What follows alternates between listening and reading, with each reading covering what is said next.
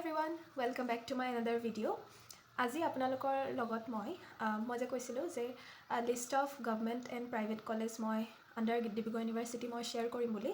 চ' আজি ভিডিঅ'টোত মই ভাবিলোঁ যে ডিব্ৰুগড়ৰ আণ্ডাৰত প্ৰাইভেট আৰু গভৰ্ণমেণ্ট কেইখন কলেজ আছে বি এড কলেজ তাৰে লিষ্টখন আপোনালোকৰ লগত শ্বেয়াৰ কৰি দিওঁ বুলি ভাবিলোঁ। আৰু তাৰ আগতে কিছুমান প্ৰশ্নৰ মই উত্তৰ দি দিওঁ বুলি ভাবিছোঁ যে বি এড এণ্ট্ৰেঞ্চটো অফলাইন হ'বনে অনলাইন হ'ব বহুতে সুধি আছিলে। তো আপোনালোকৰ এইটো অফলাইন হ'ব, মানে আমাৰ টাইমত অফলাইন হৈছিলে। চেণ্টাৰ বেলেগ বেলেগ থাকে, যোৰহাট, শিৱসাগৰ, ডিব্ৰুগড় তেনেকৈ চেণ্টাৰ থাকে। আৰু মই শিৱসাগৰ ইউনিভাৰ্চিটিত চেণ্টাৰ মোৰ পৰিছিলে, মই তাত দিছিলোঁ আৰু এইটো অফলাইন মোৰ। আৰু কিছুমানে সুধিছিলে যে ইয়াত নেগেটিভ মাৰ্কিং আছেনে নাই। তো আপোনালোকৰ ইয়াত নেগেটিভ মাৰ্কিং থাকিব। ডিব্ৰুগড় ইউনিভাৰ্চিটিত 0.25কে নেগেটিভ মাৰ্কিং থাকিব, মানে 4টা যদি আপোনাৰ কুৱেশ্যনৰ আনচাৰ ভুল হয় তেন্তে আপোনালোকৰ 1 মাৰ্ক এটা কাট খাব। তো 0.25কে আপোনালোকৰ নেগেটিভ মাৰ্কিং থাকিব। আৰু ইয়াৰ লগতে কৈ দিছোঁ যে PYQ মানে প্ৰিভিয়াছ ইয়েৰ কুৱেশ্যন পেপাৰখন যিখন 2025ৰ সেইখন মই মোৰ চেনেলৰ শ্বৰ্টছতে আপলোড কৰি দিছিলোঁ আজি। কোনোবাই যদি চেকআউট নাই কৰা প্লিজ সেইখন চাই ল'ব। দুজনমানে খুজি আছিলে, মই মানে আপলোড কৰি দিম বুলি ভাবিছিলোঁ ইউটিউবত, কিন্তু ইউটিউবত মানে 10খনতকৈ মানে ফটো চিলেক্ট কৰিব নোৱাৰি। সেইকাৰণে মই ভাবিলোঁ ভিডিঅ' এটাতে বনাই দিছোঁ। আৰু এটা কুৱেশ্যন দুজনমানে সুধিছিলে যে 6th চেমত থাকোঁতে মই পৰীক্ষাটো এণ্ট্ৰেঞ্চটো দিব পাৰিম নে নোৱাৰিম। তো তাৰ মই আগৰ ভিডিঅ'টোত কৈছিলোঁ যে নোৱাৰিব বুলি, কিন্তু মই এইটো ভুল ইনফৰ্মেশ্যন বুলি ক'ব লাগিব। মই আকৌ সুধিলোঁ দুজনমানক, তেওঁলোকে তেতিয়া মই ক্লেৰিফাই হৈ গ'লোঁ মানে। সেইকাৰণে মই আপোনালোকক এতিয়া জনাই দিওঁ বুলি ভাবিলোঁ যে আপোনালোকে দিব পাৰিব 6th চেমত যদি আছে, কাৰণ জুলাই মাহত এক্সামটো হয় যে। তো জুলাই মাহলৈকে আপোনালোকৰ চাৰ্টিফিকেটসমূহ সেইবোৰ ওলাই যাব, মানে যোনখন কলেজতে আপোনালোকে কৰি আছে। তো সেয়া আপোনালোকে এপ্লাই কৰিব পাৰিব 6th চেমত যদি আপোনালোকে ষ্টিল পঢ়ি আছে। আৰু মাইগ্ৰেশ্যনৰ কথা দুগৰাকী মানে সুধিছিলে। মাইগ্ৰেশ্যনখন আপোনালোকৰ এপ্লিকেশ্যন ফৰ্মখন যেতিয়া এপ্লাই কৰিবলৈ আহে তেতিয়া মাইগ্ৰেশ্যনৰ অপশ্যনটো থাকে, কিন্তু সেইটো ব্লেংকেট হ'লেও মানে একো আপত্তি নাই। যেতিয়া নেকি আপোনালোকে এণ্ট্ৰেঞ্চ দিব, তাৰপৰা কাউন্সিলিং হ'ব, কাউন্সিলিং হৈ পানি কলেজত যেতিয়া এডমিশ্যন হ'ব তেতিয়া সেই পাৰ্টিকুলাৰ কলেজখনে আপোনাক এমাহ বা 1.5 মাহৰ এনেকৈ কিবা এটা টাইমিং দিব মাইগ্ৰেশ্যনৰ কাৰণে। তো আপুনি পিছত দিলেও হ'ব, মানে যেতিয়া আপুনি কৰ্চটো কৰি থাকিব, ক্লাছ কৰি থকা অৱস্থাতে আপোনালোকে মাইগ্ৰেশ্যনখন ছাবমিট কৰিব লাগিব। ছাবমিট কৰিব লাগে নে নালাগে সেইটো কোনোবাই সুধিছিলে। সেইটো লাগিবই খাটাং, কিন্তু টাইম এটা দি দিব, এটা স্পেচিফিক টাইম এটা আপোনালোকক প্ৰভাইড কৰা হ'ব। তেতিয়া সেইটো টাইমৰ ভিতৰত আপোনালোকে খালি নিজৰ মাইগ্ৰেশ্যনখন মাইগ্ৰেশ্যনখন ছাবমিট কৰিব লাগিব। এতিয়া মানে মোৰ ক্লাছমেট আছে যে তেওঁলোকে এতিয়াহে ছাবমিট কৰিছে, ফাৰ্ষ্ট চেমত যেতিয়া তেওঁলোকে পঢ়ি আছে তেতিয়া ছাবমিট কৰিছে। তো সেইটো কথা মই আপোনালোকক ক্লিয়াৰ কৰি দিওঁ ভাবিলোঁ। আৰু এই বুকখনত মই যে ছাজেষ্ট কৰিছিলোঁ যে a comprehensive guide to B Ed entrance test, Bhagirath Handique ছাৰে লিখা, এই বুকখনৰ লিংক মোক বিচাৰি আছিলে। এই বুকখন মানে মই অফলাইন কিনা, মই অনলাইন এখন বিচাৰি চালোঁ বহুত, অনলাইনৰ মই লিংক নাপালোঁ। আৰু এখন 2025ৰ এডিশ্যন আছিলে, মানে লেটেষ্ট এডিশ্যন। আপোনালোকক মই এটা ছাজেশ্যন দিম যে আপোনালোকে 25 এডিশ্যনটো লোৱাতকৈ 26ৰ এতিয়া বহুত এডিশ্যন ওলালে, সেইকাৰণে লেটেষ্ট এডিশ্যনটো সদায় পঢ়িবলৈ মানে চেষ্টা কৰিব। এখন 25ৰ হয়, ইয়াতো যথেষ্টখিনিয়ে আছে। আৰু এখন মই অফলাইন কিনা, অফলাইন চাগে আপোনালোকে পাই যাব। অনলাইন খালি মই বিচাৰি নাপালোঁ, বেয়া নাপাব, নহ'লে মই প্ৰভাইড কৰি দিলোঁহেঁতেন লিংকটো।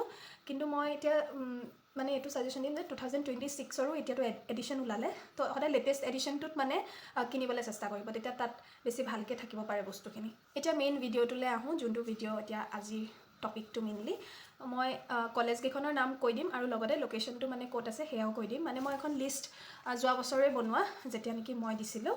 আপোনালোকে পাৰিলে লিখি ল'ব বস্তুকেইটা, লিখি ল'লে ভাল হয়, তেতিয়া আপোনালোকে ক'ত কেনেকৈ আছে মানে তেতিয়া আপোনালোকে ধৰিব পাৰে। আমাৰ ডিব্ৰুগড় ইউনিভাৰ্চিটিৰ আণ্ডাৰৰ college B Ed college total আছে 14খন, আৰু তাৰ ভিতৰতে গভৰ্ণমেণ্ট কলেজ আছে 5খন আৰু প্ৰাইভেট কলেজ আছে 9খন। তো মই প্ৰথমতে গভৰ্ণমেণ্ট কলেজকেইখনৰ নাম কৈ দিছোঁ আৰু ক'ত আছে মই সেইটো কৈ দিম।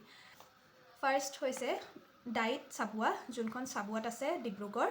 মই গভৰ্ণমেণ্টকেইখনৰ নাম কৈছোঁ দেই, আপোনালোকে শুনি যাব, পাৰিলে লিখি যাব। ডাইট চাবুৱা, যোনখন চাবুৱাত আছে ডিব্ৰুগড়ত। তাৰপিছত আপোনালোকৰ ডাইট ধেমাজি, যোনখন ধেমাজিত আছে, জামুগুৰিত আছে, জামুগুৰিৰ ধেমাজিত আছে ডাইট ধেমাজিখন। তাৰপিছত আপোনালোকৰ আছে ডাইট তিতাবৰ, যোনখন তিতাবৰ যোৰহাটত আছে। তাৰপিছত হ'ব আপোনালোকৰ যোৰহাট PGT কলেজ, যোনখন যোৰহাটত আছে। তাৰপিছত কলেজ অফ টিচাৰ এডুকেশ্যন, যোনখন মই পঢ়ি আছোঁ, গোলাঘাটত আছে, জোনাকী নগৰত। তাৰপিছত এইকেইখনেই আছে আমাৰ গভৰ্ণমেণ্ট কলেজ। প্ৰাইভেটকেইখন মই কৈ দিছোঁ, college of teacher education Tinsukia, দহোটীয়া চুক তিনিচুকীয়াত আছে। চন্দ্ৰকান্ত হাজৰিকা BEd কলেজ, সেইখন মিলন নগৰ ডিব্ৰুগড়ত আছে।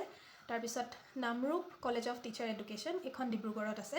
তাৰপিছত পাৰিজাত একাডেমি টিচাৰ এডুকেশ্যন ইনষ্টিটিউট, এইখন মিলন নগৰ ডিব্ৰুগড়ত আছে। তাৰপিছত Sivasagar college of teacher education, এখন শিৱসাগৰত আছে।